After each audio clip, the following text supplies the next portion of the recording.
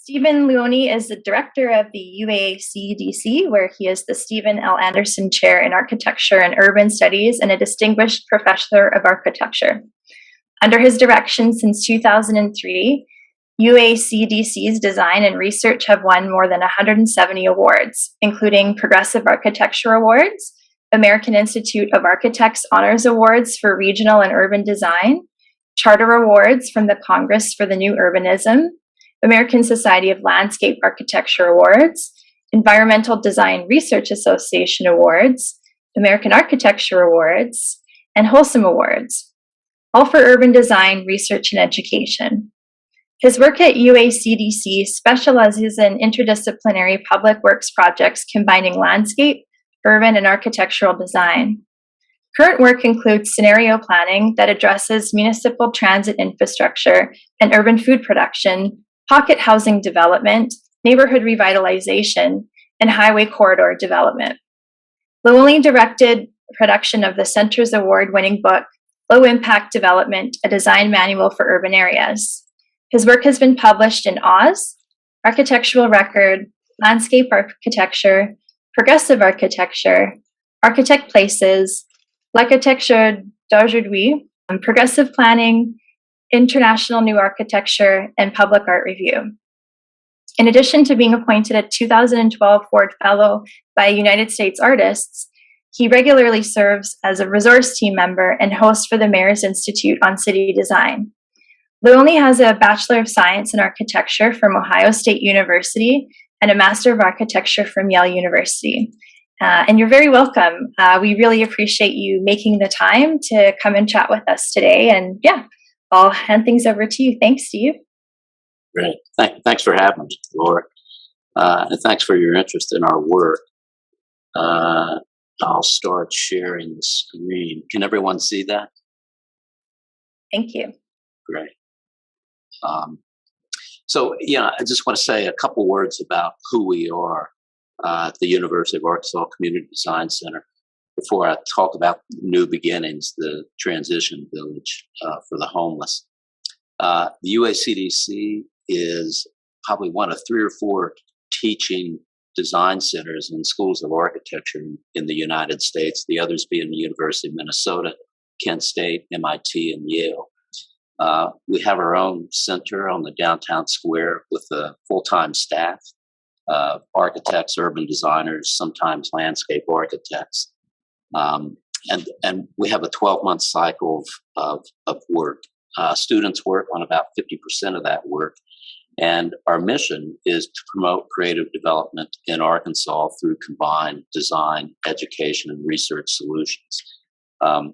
Although we are primarily dedicated to work in Arkansas, we have done work in Rwanda and Cairo, and before COVID had extensive work with the state of Hawaii on food.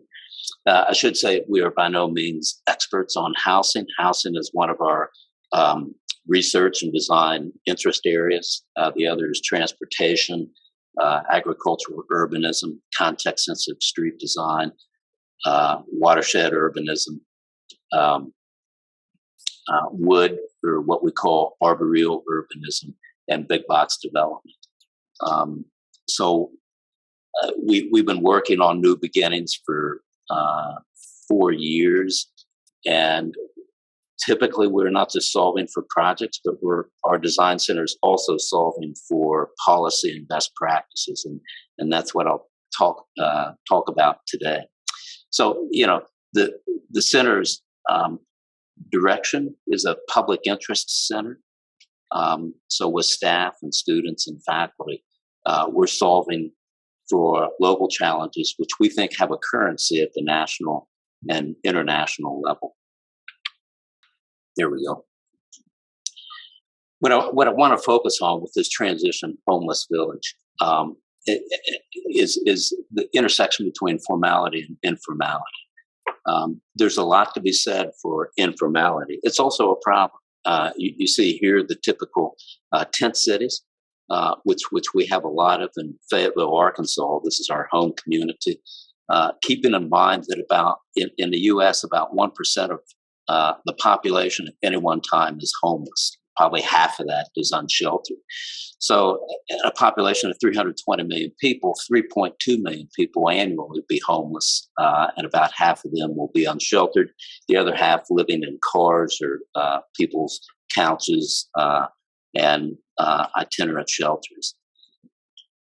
Because Fayetteville is part of Northwest Arkansas, we're one of the top 25 fastest growing regions in the U.S. So we don't have housing at all. We have a shortage of housing at all levels. In fact, many middle class consumers are underhoused. So the notion of a housing first policy, like what Salt Lake City has, which Salt Lake City solved for homelessness because of a housing first policy. This is not a possibility here because we have a deep structural shortage in housing, which will be long term, mostly because of our growth. And we're only building 25% of the need annually, which means we go more in the hole every day. We do have emergency shelters, but as you know, more than 50% of homeless population will not elect to be in emergency shelters or use them. So this is the informal solution that the homeless population has. Tent cities or squatter cities. Some escape visibility because they're in unincorporated areas in counties outside of cities where land use is more permissive. The issue is how do you get homeless population closer into cities where the resources are and where aid and help and chances to get back on one's feet as well as housing and unemployment opportunities are. So we're trying to solve this for downtown areas in inner cities, understanding that everything that I'm going to show you is illegal in every state and city in the U.S.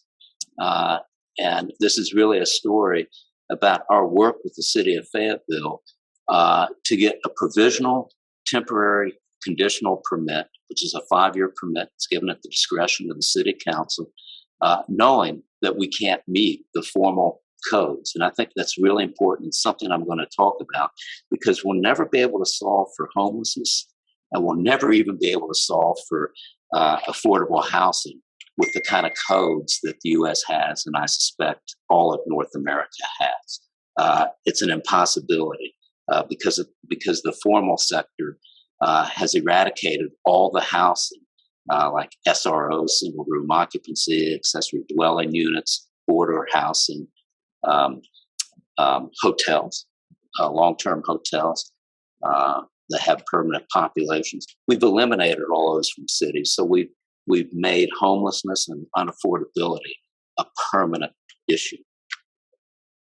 So this is really about the intersection of formality and informality. We do want to get beyond the squatter communities and tent cities, but recognize that, and I sent Laura an article that I wrote a couple years ago about this notion of informality. If you read economists that study global communities, particularly slums or informal communities, hands down, all the research shows that informal communities, squatter communities, slums, favelas, any number of communities that fit that category, have an entrepreneurial index that's far higher than formal cities. They also have deep social capital. They have the ability to solve for global problems and actually create wealth in the absence of the formal sector.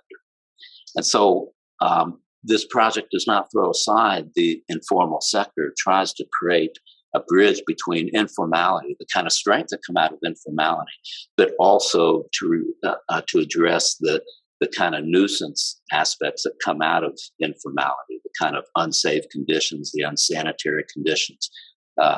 These communities have a high rate of dysfunctional and healthcare problems, and so we're trying to develop a solution that's in between. So keep in mind, what I'm going to show you is a 5-year conditional solution. The city council at the end of 5 years can choose to extend this or they can ask the organization to dismantle the project. So we did that. We looked at new beginnings with the notion that we will be able to solve for the homeless issue in Fayetteville within 5 years. And we will be able to dismount this and refurbish and reuse all of the components into this. So this is made with disassembly in mind. The other thing, we worked with sociologists at Serve Northwest Arkansas, which is the parent organization for this. And Serve Northwest Arkansas came to us wanting a kind of bootstrap camp logic for this. And there are many models for this, tiny home communities, other types of solutions, one that I'll show you at the end here. But they wanted a kind of camp logic for this, knowing that we would dismantle this in 5 years.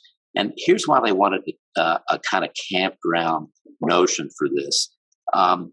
The campground notion was a way to deliver wraparound social services so that folks that would be in these communities would actually implement self-governance structures along with caseworkers that would help one another. So this was about networking. This was about developing social capital. So this is about shelter that's far beyond simply providing a roof over one's head. So the three things that a homeless transition, remember this is transition housing, this is not permanent housing, this is an attempt to prepare folks for permanent housing. One, you need sleeping units. Sleeping units, and this is really important, this is what emergency shelters don't deliver. Sleeping units where you can keep your pets, where you can keep your personal belongings, so that you can go out during the day and run errands, get help, to actually conduct a daily life without pulling your belongings everywhere. And that's really important. Two is a secure perimeter. Folks in these communities have to feel secure.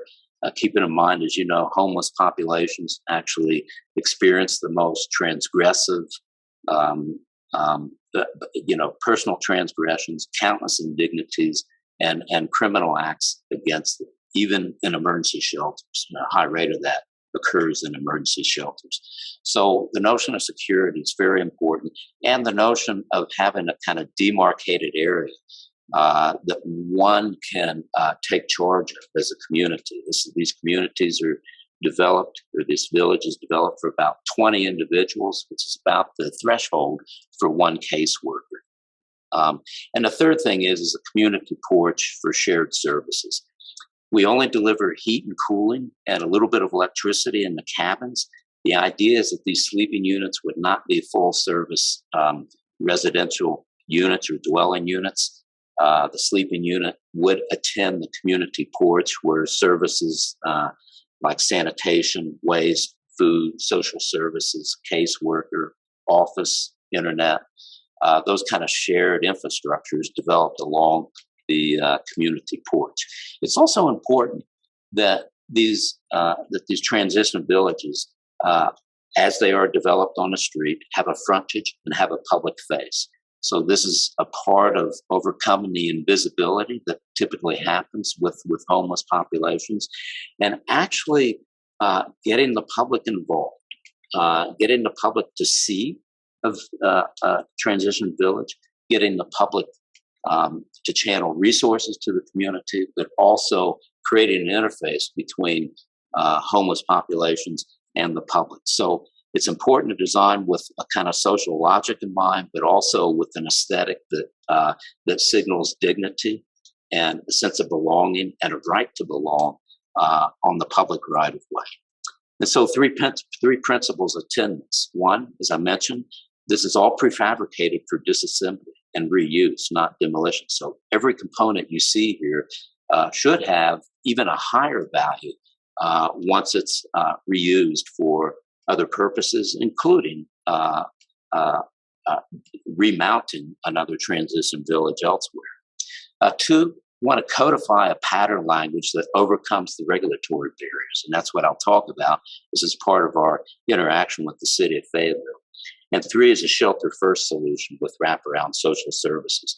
So we invert the typical homeless programming where you have to prove your way into shelter. This delivers is one of facility that will deliver shelter first, and then help with follow-up issues that each individual may be having. So prefabrication. So as I mentioned, we're designing this for disassembly and reuse, not demolition, so that all the connections are dry connections. They're visible, bolts versus welds, so that we can take this apart. It's all prefabricated. All the components can be packaged for delivery on a trailer to somewhere else for new uses, or even for reuse as a homeless transition village. As you can see on this community porch, about 150 feet long. Most of our infrastructure is delivered through this porch, through trusses. The floors are cartridges, which contain electrical services. They're structurally insulated panels. So really thinking about the construction of this in a way that can be transported, much like a carnival. And some of these use off-the-shelf components, like the roofing is just simply a commercial awning system with fabric shade and a metal frame.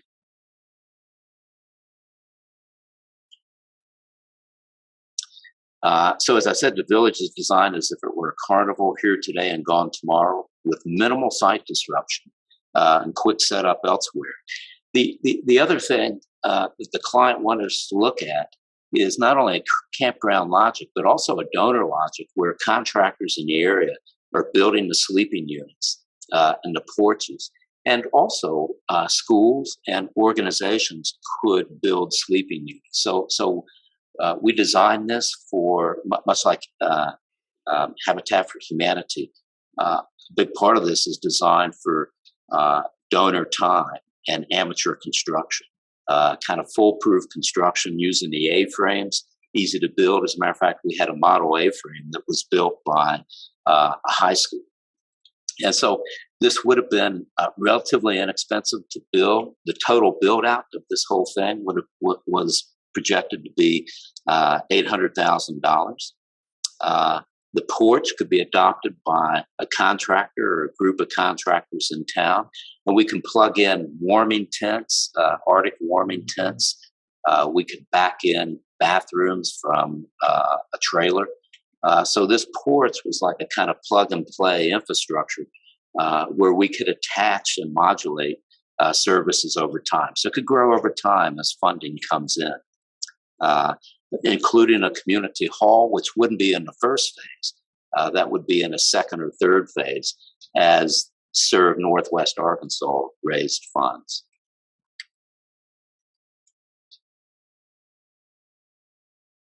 The third thing is codify a pattern language that overcomes regulatory barriers. And this is what I'm going to get into with the codes. We kept this under 1 acre. The 3 components of porch, perimeter, and cabins could be adopted or adapted to parking lots, church grounds, big box stores, and urban undeveloped plots. It's important to keep it small, to keep it manageable. If you want to grow, some of these communities are, upward of 100. We would suggest that you modulate at 5 communities, 5 villages at a time to keep the scale manageable and to scale the 20 to 30 units with a casework. So let's go through some of the codes. The first one is zoning. Again, keeping in mind, this is all dependent upon a negotiation with the city. State codes and city codes right now do not allow any of this. Oregon is the only one that has liberalized their codes to actually afford designers and organizations some creativity in solving for homelessness. So the reason why I don't see a lot of these is because codes haven't been liberalized yet. LA has also liberalized its codes to allow these. But the best liberalization we're going to get is because, again, these don't meet any kind of formal code criteria, which are mostly international templates, the International Building Code, the International Residential Code, the Universal Fire Code. These don't meet these. They can come close.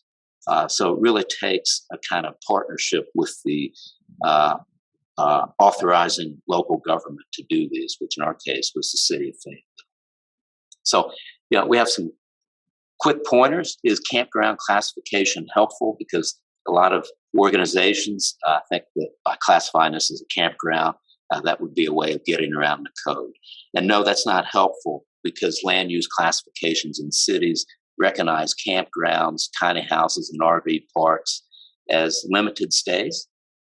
And the components in those communities are really governed by the transportation or highway departments, because they are not built on foundations. Obligation of property owners to improve streets. This was a waiver that we got from the city. Any developer on a street will have to develop the infrastructure, the sidewalks, the street lighting. So you have to improve the street if you're developing property. Because this was a conditional use permit, we got a waiver from that. So we don't have to build curb, gutter, stormwater drainage, or sidewalks. We take care of stormwater drainage on site. We kept this to an acre because the third thing is required environmental review. Any lot in most U.S. cities beyond an acre will trigger an expensive environmental review. It will put it into large-scale development approval process, which is timely. It's costly. You're going to have to get engineers to sign off on a lot of environmental components, including stormwater management. The other thing is, it's really important to have the host organization in securing the conditional use permit. So in our case, it served Northwest Arkansas, which is a nonprofit that delivers professionalized services to the homeless. These are the folks who we've worked with. So they're the ones that have to make the case before the city. They have to own the property. They have to show budgeting that they can do this, and they have to carry out the construction. So you just can't do this ad hoc. It just can't be an individual doing this, but it has to be an organization before you can get the waivers. Fire truck access and fire separation. Those are some of our biggest hurdles.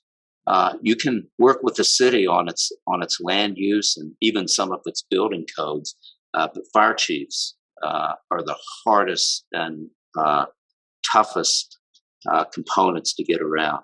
Most fire chiefs will not supersede the universal fire codes. And again, most of our codes in cities and states come from international code templates. So we scale the plan in its geometry such that none of the structures are outside of the 150-foot reach of a fire hose. So this is scaled so we can get a fire truck 150 feet into the site. That's what number 5 is, fire access. And no cabin is beyond a 150-foot reach of the fire hose. So that's another reason these are scaled to 1 acre or less to meet the fire requirements. Otherwise, you're going to have to build expensive drives to be able to hold an 80,000-pound fire truck with a 100-foot turning radius, which usually will be cost prohibitive for these kind of projects. And zoning and land area encumbrance. We had to get the codes changed to allow R24 to get this kind of density of sleeping units. We had to raise it to 24 units per acre. I think this was coded right now at 10 units per acre, which again wouldn't have given us the density to make this viable. The second code alert is building codes. And our city uses the international building codes over the residential code in most cases. The international building code requires dwellings to have toilets, bathtubs, showers, kitchens, sinks, hot and cold water connection, and a sewer connection. Our sleeping units do not have that. We deliver heating and cooling through a mini split, limited electricity, do not allow cooking in the unit. Because half of all fires in cities these days in the U.S. Come from homeless shelters, come from homeless cabins where cooking and fire ignited a blaze. A lot of times they're in tent cities, and so it ignites the whole community.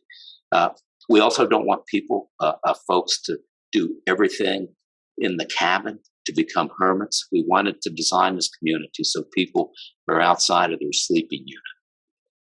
This was one of our biggest hurdles because these are not dwelling units. These are sleeping units, which means they're classified under the codes as congregate housing or dormitories. And so we had to follow dormitory commercial space codes, which are much higher than residential codes. Because of that, our kitchen in the community reports was classified as a shared kitchen, which is a commercial kitchen. Health departments inspect these kitchens. Health departments deem shared kitchens to be commercial kitchens, and many states prohibit common kitchens altogether.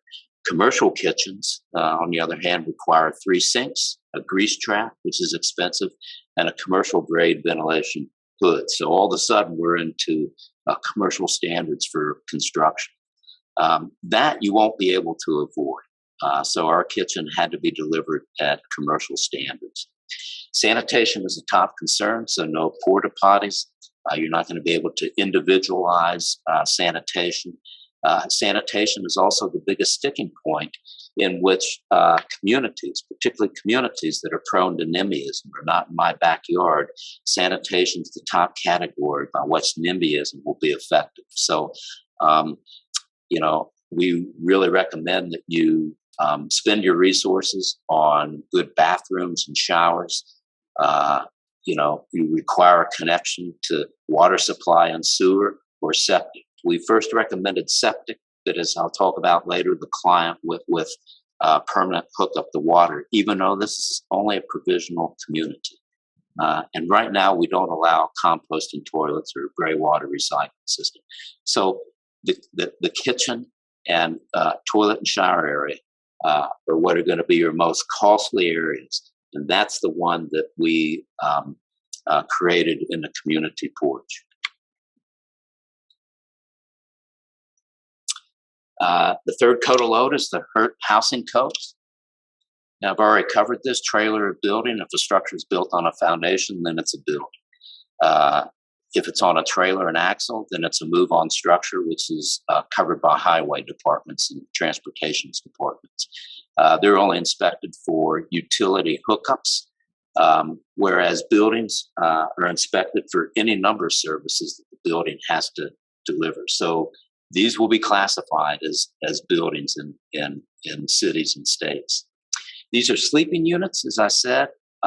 The fire marshal classified these under commercial dormitories, much like college dorms or hotels. So we had to, they were first requiring us to sprinkle the unit, which would have, these A-frame cabins, which are maybe 100 square feet, would have had to have had a $3,000 sprinkler. We ultimately got around that and got a waiver for it. But to get that waiver, we had to implement a fire prevention plan based upon providing alarms, human fire watches, round-the-clock human fire watches. Remember, I said that the folks in these communities will have to participate in self-governance. Fire watch is one of those concepts. And also, cooking is only relegated to the commercial kitchen, and smoking's not allowed anywhere in the village. One has to leave the village to smoke. Sleeping units are governed by the International Building Code instead of the more lenient International Residential Code. IBC requires a minimum room size of 70 feet with a minimum ceiling of 7 square feet. So our A-frame ran into some problems with headroom. And so at the last minute, the city required that the A-frames had to be redesigned with stem walls. It can be a pure A-frame. And most cities, a lot of cities, particularly bigger cities, have open wall building inspections, which means you can't deliver a prefab unit, all sealed up and closed to the site, particularly in large cities and in our city as well, even though we're a city of 90,000. The code inspector has to be able to see inside the wall to inspect insulation, plumbing, electrical, before the wall is finished with gypsum board or whatever the cladding's going to be. And so we had to, one way of getting around that is at the site of prefabrication, get the code inspector to inspect it there before it's sealed up at the site of prefabrication. And the fourth code alert is fire. Again, as I said, this is going to be the toughest thing. Fire chiefs are the toughest. They really do command that the fire code, universal fire code, be used. This is why cities look the way they do, in part. All structures have to be located within 150 feet of the drive, support of an 80,000-pound truck, and the lowest, this is important, the lowest roof feed can be no more than 23 feet above ground. If you're above 23 feet above ground, the fire truck has to be within 15 feet of the structure, which means and it has to be able to turn around, and the fire truck has to deploy its ladders, has to use its fire jacks, jack the truck and secure the truck, which means you're looking at 26-foot wide road with full underneath bedding to the road. You're talking about $400 a linear foot. So it's really prohibitively expensive. So it's really important that you work with the fire chief in the beginning, which is what we did. You need a fire break, 10-foot fire break all around. That was easy to do. You need 10-foot separation between the structures to achieve the 2-hour fire separation, which is what's typical for permanent buildings. So again, this is using formal codes. And you see in the drawing, a red fire truck, the maximum length of a fire lane from the street, which is at the bottom of the drawing, is 150 feet before you have to provide a 100-foot diameter turnaround. Again, that street, I think that street we have there is maybe 20 feet wide. We would have to do a cul-de-sac at 5 times that width, which again, we don't have the property, and it would have been prohibitive to do. And then the last code alert, the sanitation and plumbing, I sort of covered that. We congregated services in the community ports, plumbing, sanitation, waste, and cooking.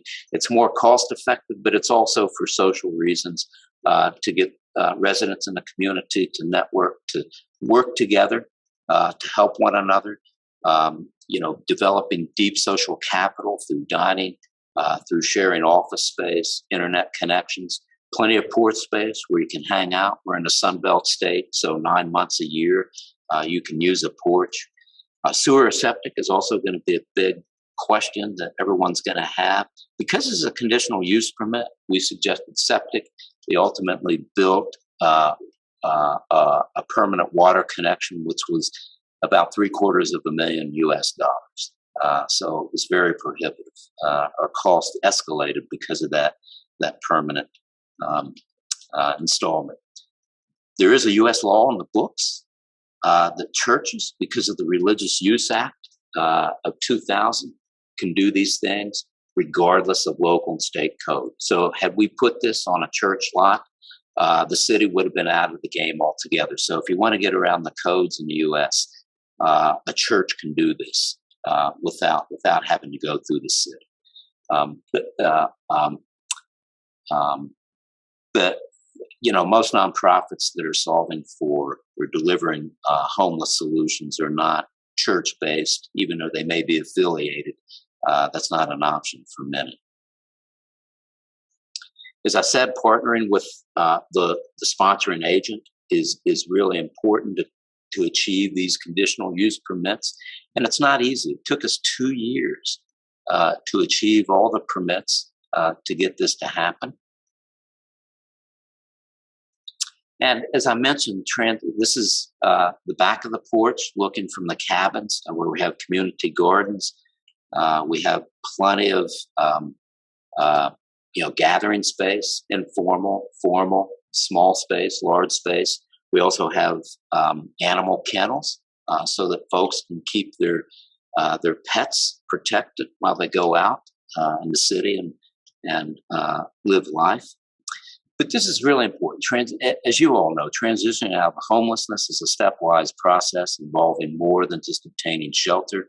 It's about building independence. That's done through a communal, holistic endeavor focused on achieving equilibrium and social and mental health. And it does require the support both of caseworkers and of one another. And so this community, this campground, was really designed to promote that kind of interaction within the community, but also between the city of Fayetteville. Plenty of folks in Fayetteville want to help, but it's hard to help communities that are invisible. So this is designed not only to solicit help and engagement, but also it's designed to give back to the street, to give back to the public sector. And so the frontage of this is something that the community can be proud of. It's something, we designed it so that when you come home every day, you can be proud of the structure that you're entering. And we think that that's deeply important in the kind of rejuvenation that should happen. And it makes economic sense, right? In the U.S., the average cost of homelessness is more than $30,000 per person.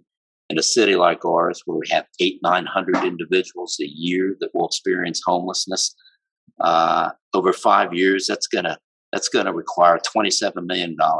Again, we're a small town, $27 million without many permanent solutions.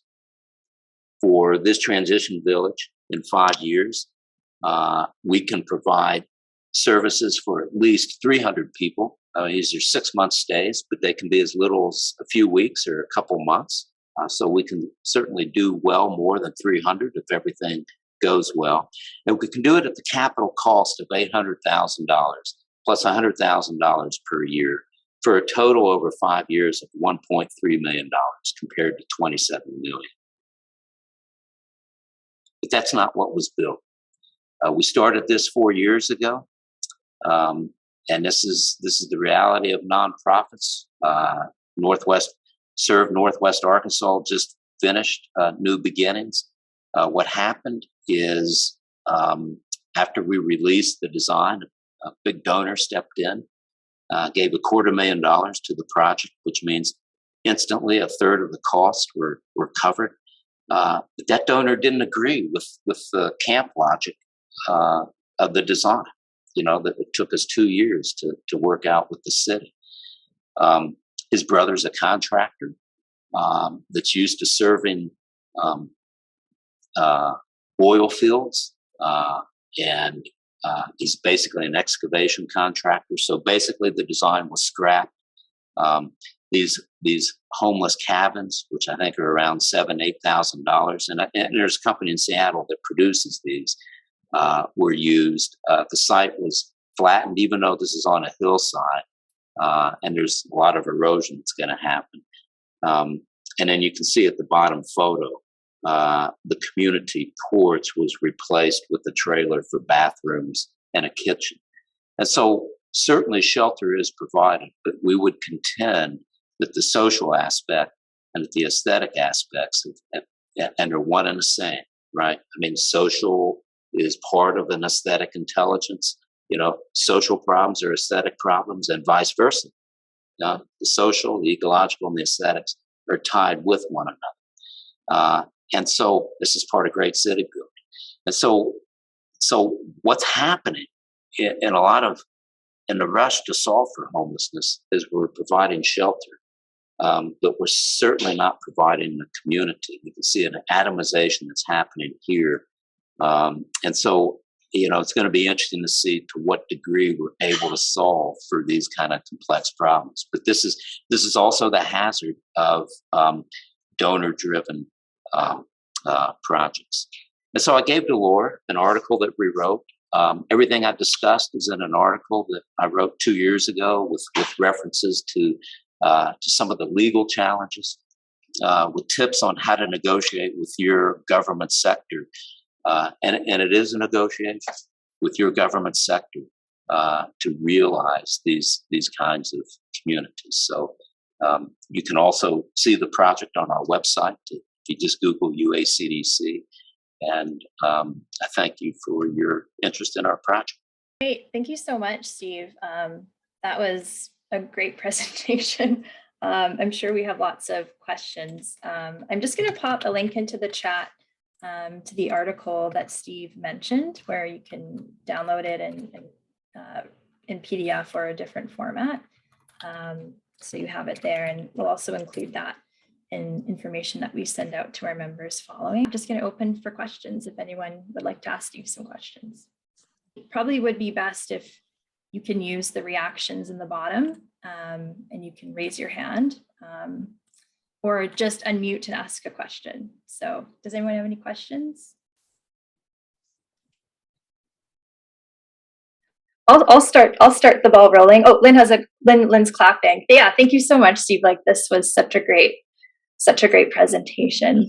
One of the questions I have, like, it was definitely helpful and insightful, the feedback you gave on all of the building codes and all of the folks that are kind of involved. So these quick and easy solutions, these silver bullets, take years of planning and collaboration. How difficult or easy was it to work with City Council as well as your business association in Fayetteville to be on side with this? Because without their support, this would have been very difficult. Yeah, so there's for every city, there's two cities. There's the political city, the city councilors and the city planning commission, who ultimately supported this. But there's the other city, right? There's the city of civil staff, and they're not so supportive. They don't like people going around their codes. So, it took a long time after we got the political approvals to move through the coding. That's what took most of the time. When you're in front of city council and it's televised and the public can see it, it's actually not so hard to win approval. But when you have planners, building inspectors, fire chiefs, all the people that play a role in the formal sector, applying their codes, and you really have to work at their discretion. That's what takes so long. Sometimes you need to use the political city to exert pressure. So that's what takes time. And we're set up through the university to be able to withstand this kind of time pressure, because the way we're subsidized. Commercial firm could never afford this. This kind of project would break a commercial firm. So it's not. You can't do this through a commercial model. It has to be a public sector, public interest model. Great, thank you. I'm sure there's much more to that story, but that's a good briefing on just the overview. I see we have two questions, one from John and one from Lynn. So I'm going to spotlight you, John, if you want to unmute and add your question. Yeah, I just wondered if you have been involved in any work to determine the applicability of a transition village to a much colder climate. Like, I presume that in Arkansas, these units can be used year round, but in order to winterize, these units, you would need to protect the water system from freezing. Right now in Edmonton, it's about minus 20 degrees Celsius. Yeah. And also, like, any of the sewage, waste disposal would have to be, prevented from freezing, as well as the heating and insulating of the units. So that's really just my question are there, like maybe in the States, the Twin Cities or something would have a similar winter climate. So what do you think the applicability is to a colder climate, or would it be better to just look at a more seasonal system and not have it operate year round? Anyway, just a question. That's a good question. I think all the general principles still apply. Even though we're a Sunbelt state, we still have to design for, we'll get to zero every year. What really gets us is the freeze-thaw cycle. And so our frost lines are not as deep as yours, but we still have to go 18 inches down, not 4 feet, 5 feet down like you guys probably have to. I think we insulated to R20, if I remember, R19 or R20. You would probably have to double that. We do have many splits in the units. So I think it's a matter of degree. The cartridges in our community porch were well insulated. So we've insulated to all the codes we have to have, which is not too far off from yours. Yours is just a higher degree. So all the principles would still apply. And that warming tent that we use for the kitchen was with a company that supplies tents for the Arctic.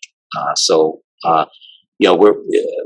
we selected really high grade stuff that was durable and could really be a refuge site during some of our coldest weather. Great, thanks, and thanks for the question, John.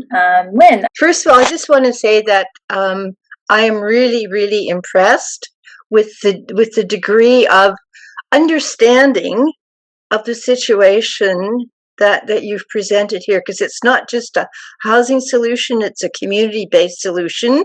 And it's interesting to hear the concept of pattern language from Christopher Alexander being talked about in a village. Like, that to me is just absolutely amazing. But yeah, it seems like you have to be 50 or above to understand. To understand that. Anyways, but I guess, how did you go from such a great idea to somebody stealing it and turning it into, we don't know what it's going to be? And have you been able to have others, based upon the original concept, which is, I think, fantastic, developed in other places in the States? Well, yeah, not that I know of. I mean, we designed this so that people could adopt this. That's why we use the pattern language concept, which is actually something that's important to us in all of our work. Unfortunately, we wish the donor would have stolen this. The donor, what really happened was a bait and switch. After all the permits were given, then the city got this. Had the city know what they were getting, I'm confident they never would have given the approvals for that.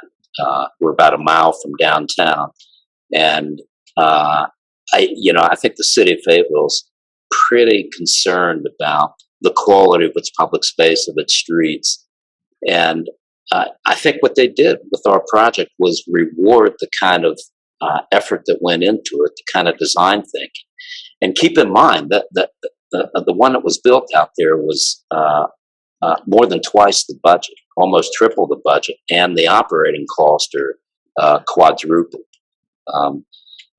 So we wish they would have adopted this kind of social logic that was behind the design. Mm-hmm. Right now, it's just a shelter logic. Yeah.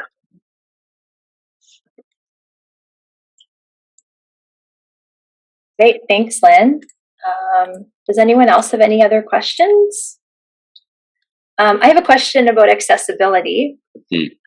Just wondering how accessibility factors into the design. Right.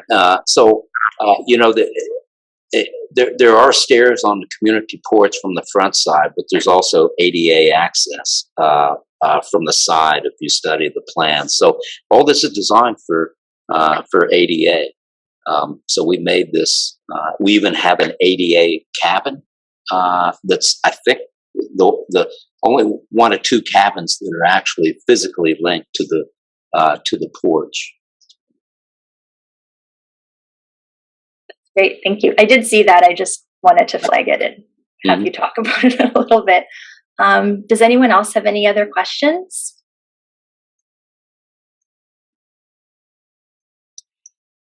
I think we're all still kind of processing, but you may get a couple of emails following this meeting. But on behalf of ECOHH, just want to thank you so much for making the time to come and talk with us, for sharing all of your knowledge and your resources and your perspective. Lynn's correct, this is unique because it is such a collaborative project, but also is quite person-centered in terms of who the folks that are going to be living there. I guess that's maybe my last closing question, just to wrap things up, might be what kind of collaboration does a project like this, or did your project have with folks of lived experience? So we are actually fortunate at the University of Arkansas to have a national expert on homelessness. He's also a chaired and university professor of sociology, Kevin Fitzpatrick, who also led the project for Serve Northwest Arkansas. And unfortunately, when the donor stepped in, it was all of his thinking, years of thinking, that was dismissed. So we couldn't have done this without the kind of insights from a sociologist like Kevin.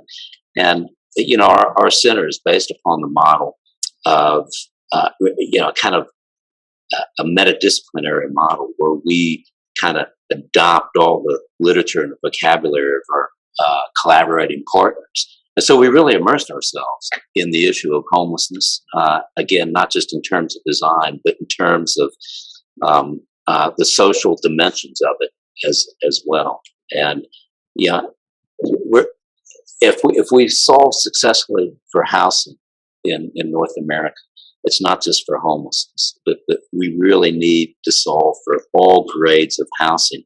And thinking of housing as a ladder is really the only way we're going to solve for individual populations as well. So, some of the solutions we're thinking about come from outside of thinking about homelessness, but also thinking about homelessness is the way we're going to solve for affordable housing, workforce housing as well, because there are really some important notions about informality that we need to readopt in our neighborhoods and in our housing projects.